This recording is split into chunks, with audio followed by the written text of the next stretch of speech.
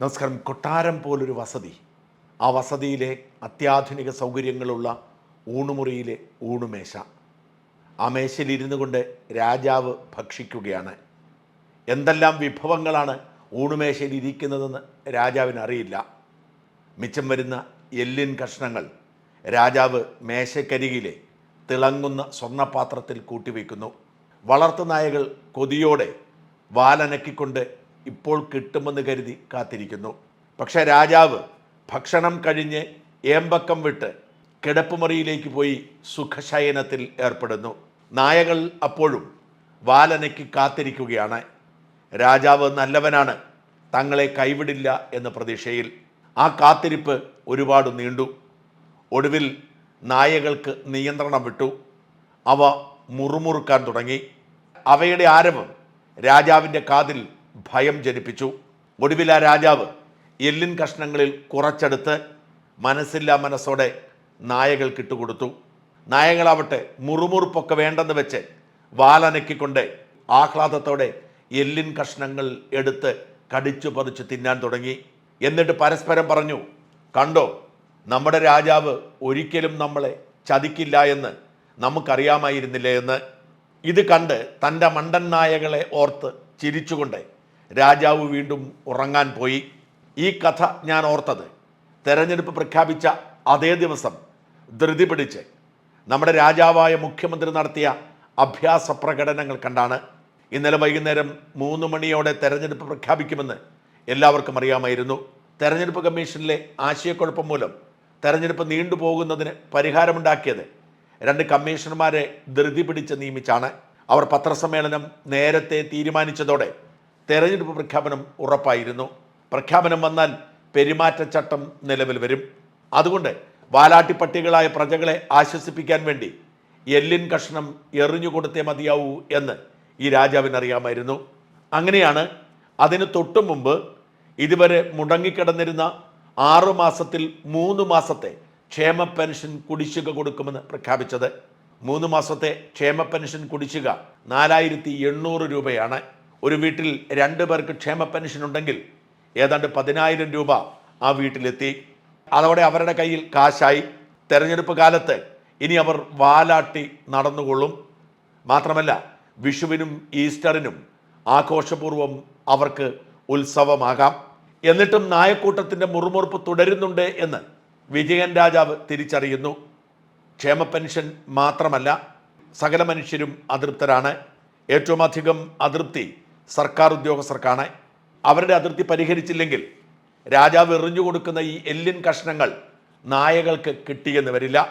അതുകൊണ്ട് ഇന്നലെ ധൃതി പിടിച്ചിറക്കിയത് 1290 കോടിയുടെ ആനുകൂല്യങ്ങളാണ്. ഇതൊക്കെ ഈ പ്രജകൾക്ക് അർഹതപ്പെട്ടതാണ്. എന്നാൽ കൊടുക്കാൻ മനസ്സില്ല എന്ന് കരുതി ഇതുവരെ കൊടുക്കാതിരുന്നത്. എന്നാൽ പ്രജകളുടെ മുറുമുറുപ്പ് കണ്ടപ്പോൾ കൊടുത്തേ മതിയാവൂ എന്ന തോന്നലായി. സർക്കാർ ഉദ്യോഗസ്ഥന്മാരുടെ ലീവ് സറണ്ടർ ആനുകൂല്യമാണ് അതിൽ പ്രധാനപ്പെട്ടത്. എല്ലാ സർക്കാർ ഉദ്യോഗസ്ഥന്മാർക്കും ഒരു നിശ്ചിത ശതമാനം അവധി എടുക്കാതിരുന്നാൽ ആ ദിവസങ്ങളിലെ അർഹതപ്പെട്ട ശമ്പളത്തിന് പുറമെ ലീവ് സറണ്ടറായി ലഭിക്കാൻ പറ്റും. അത് കൊടുക്കാതെ വെച്ചിരിക്കുകയായിരുന്നു. ലാസ്റ്റ് ഗ്രേഡ് ജീവനക്കാർക്കും PF-ൽ അംഗത്വമില്ലാത്ത ജീവനക്കാർക്കും അടുത്ത മാസം 1-ാം തീയതി അത് കാശായി തന്നെ കൊടുക്കും. PF-ൽ അംഗത്വമുള്ള മറ്റു ജീവനക്കാരുടെ PF ആനുകൂല്യങ്ങളിലേക്ക് ഈ ലീവ് സറണ്ടർ കൂട്ടിച്ചേർക്കും. 4 മാസത്തിന് ശേഷം ആ തുക അവർക്ക് പിൻവലിക്കാം. കയ്യിൽ കാശില്ലാത്തത് കൊണ്ടാണ് കണക്കിലെ കളിയിലൂടെ ഈ പണം കൊടുത്ത് തടി തപ്പുന്നത്. ഇതോടെ ഏതാണ്ട് 5 ലക്ഷത്തിലധികം വരുന്ന സർക്കാർ ജീവനക്കാരുടെ പ്രധാനപ്പെട്ട ഒരു മുറുമുറുപ്പ് അവസാനിച്ചു. അവരെന്നാലും തൃപ്തരല്ല. അവരുടെ DA കുടിശ്ശിക കോടിക്കണക്കിന് മിച്ചം കിടക്കുകയാണ്. അടുത്തതായി പരിശ്രമിച്ചത് 5 ലക്ഷത്തിലധികം വരുന്ന പെൻഷൻകാരുടെ കാര്യമാണ്. പെൻഷൻകാരുടെ ശമ്പള വർധനവിലെ കുടിശ്ശിക കഴിഞ്ഞ 2-3 വർഷമായി മുടങ്ങിക്കിടക്കുകയാണ്. 628 കോടി രൂപയാണ് അതിനുവേണ്ടി നീക്കിവെച്ചത്. 1-ാം പിണറായി സർക്കാരിൻ്റെ പ്രഖ്യാപനമനുസരിച്ച് 4 ഘടുക്കളായി പെൻഷൻ കുടിശ്ശിക 2 കൊല്ലം കൊണ്ട് കൊടുത്തു തീർക്കേണ്ടതാണ്.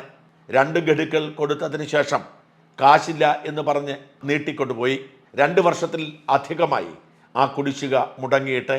അതാണിപ്പോൾ ധൃതി പിടിച്ച് കൊടുക്കാൻ അനുവദിച്ചിരിക്കുന്നത്. അങ്ങനെ ഏതാണ്ട് 10 ലക്ഷം പേരെ തൃപ്തരാക്കുന്നു. ആ 10 ലക്ഷം പേരുമായി ബന്ധമുള്ള, അവരോട് ബന്ധപ്പെട്ട് കിടക്കുന്ന ഒരു 20 ലക്ഷത്തെ കൂടി കണക്കിലാക്കിയാൽ ഏതാണ്ട് 30 ലക്ഷം പേരുടെ അതൃപ്തിയാണ് ഈ രണ്ട് തീരുമാനങ്ങൾ കൊണ്ട് പിണറായി ഒറ്റയടിക്ക് ഇല്ലാതാക്കിയത്. റബ്ബറിൻ്റെ താങ്ങുവില 250 രൂപയാക്കുമെന്നും റബ്ബർ കർഷകർക്ക് കൊടുക്കുന്ന ബോണസ്, അതായത് താങ്ങുവിലയിൽ താഴെയാണ് വിപണി വിലയെങ്കിൽ ആ വില വ്യത്യാസം ബോണസായി കൊടുക്കുമെന്നും പറഞ്ഞാണ് 2021 പിണറായി അധികാരത്തിലെത്തിയത്. ചെറുകിട നാമമാത്ര കർഷകർ ഏതാണ്ട് 1.5 ലക്ഷം മുതൽ 2 ലക്ഷം വരെയുണ്ട്. താങ്ങുവില 170 എത്തിക്കാനേ അവർക്ക് കഴിഞ്ഞുള്ളൂ. ആ വില വ്യത്യാസത്തിൻ്റെ ബോണസ് മാസങ്ങളായി മുടങ്ങുകയും ചെയ്തു. മലയോര മേഖലയിൽ വലിയ ആശങ്കയും പ്രതിഷേധവുമാണ് ഈ റബ്ബർ ബോണസ് പ്രതിസന്ധി ഉണ്ടാക്കിയത്. കോട്ടയത്ത് മത്സരിക്കുന്ന കേരള കോൺഗ്രസിൻ്റെ സ്ഥാനാർത്ഥിക്ക് ജനങ്ങളുടെ മുമ്പിൽ നോക്കണമെങ്കിൽ റബ്ബർ ബോണസ് കൊടുത്തേ മതിയാവും. ഇന്നലെ ഏതാണ്ട് 24,48 ലക്ഷം രൂപയാണ് റബ്ബർ ബോണസ് കുടിശ്ശിക തീർക്കാൻ കൊടുത്തത്. താങ്ങുവില 170 നിന്നും 180 ഉയർത്തുകയും ചെയ്തു. സർക്കാരിനെ വിശ്വസിച്ച് ലൈഫ് മിഷൻ പദ്ധതിയുടെ ഭാഗമായി ഉള്ള ഷെഡ് പൊളിച്ച് വീട് പണിയാൻ തുടങ്ങിയവർക്ക് 4 ലക്ഷം പോയിട്ട് 1 ലക്ഷം പോലും കൊടുക്കാനാവാത്ത അവസ്ഥയായിരുന്നു കഴിഞ്ഞ കുറേ കാലമായി. പാവങ്ങളിൽ പലരും വെയിലും മഴയും കൊണ്ടുമടുത്ത് സ്വയം ഒടുങ്ങുകയും ചെയ്തു. എന്തായാലും കുടിശ്ശിക തീർക്കാൻ 130 കോടി അനുവദിച്ചിരിക്കുന്നു. അപേക്ഷ കൊടുത്തിട്ട് കാത്തിരിക്കുന്ന, അനുമതി കിട്ടാത്തവരെ ഇത് സഹായിക്കില്ല. നേരത്തെ അനുമതി കിട്ടി പണി തുടങ്ങിയിട്ടും കാശ് കിട്ടാത്തവർക്കാണ് ഇതുവഴി ഗുണമുണ്ടാവുക. 454 കോടി രൂപയാണ് പ്രീ മട്രിക് പോസ്റ്റ് മട്രിക് സ്കോളർഷിപ്പ് കുടിശ്ശിക അനുവദിച്ചിരിക്കുന്നത്. പട്ടികജാതി പട്ടികവർഗത്തിൽപ്പെട്ട പല കുട്ടികളും ഈ സ്കോളർഷിപ്പ് ഇല്ലാത്തത് കൊണ്ട് പഠനം മുടങ്ങിയ അവസ്ഥയിലായിരുന്നു. അവർക്ക് ഭക്ഷണം പോലും കഴിക്കാനുള്ള സാഹചര്യം ഉണ്ടായിരുന്നില്ല. ദളിത് കുടുംബങ്ങളിൽ വലിയ രോഷമുണ്ട് എന്ന് സർക്കാർ തിരിച്ചറിഞ്ഞ് ആ കുടിശ്ശിക തീർക്കാനും തുക അനുവദിച്ചിരിക്കുന്നു. കൂടാതെയാണ് NHM പോലെയുള്ള പദ്ധതികളിലെ മുടങ്ങിക്കിടന്നിരുന്ന ശമ്പളം കൊടുക്കാനുള്ള തീരുമാനവും. അതിനെല്ലാം കൂടി 40 കോടി അനുവദിച്ചിരിക്കുന്നു. ചുരുക്കി പറഞ്ഞാൽ എല്ലിൻ കഷ്ണം കിട്ടാതെ വിഷമിക്കുന്ന നായക്കൂട്ടത്തിൻ്റെ ആക്രമണം ഭയന്ന് അവർക്കൊടുവിൽ കടമെടുത്ത് പണം കൊടുത്ത് തൃപ്തരാക്കുന്നു. ഇതൊക്കെ 30-40 വർഷം കൊണ്ട് തിരിച്ചടയ്ക്കാൻ കഴിയുന്ന കടമാണെന്ന് ഓർക്കണം. വലിയ പലിശയ്ക്കെടുക്കുന്ന കടമാണ്. സുപ്രീം കോടതിയിൽ പോയി നിയമയുദ്ധം നടത്തി കടമെടുക്കാൻ അനുമതി വാങ്ങി പൊതുവിപണിയിൽ നിന്നും കടം വാങ്ങിയാണ് ഇതൊക്കെ കൊടുക്കുന്നത്. ഇതൊക്കെ കൊടുക്കുമ്പോൾ വോട്ട് കിട്ടും, സംസ്ഥാനത്തിൻ്റെ ബാധ്യത കൂടുകയും ചെയ്യും. എല്ലാവർക്കും സന്തോഷമായില്ലേ?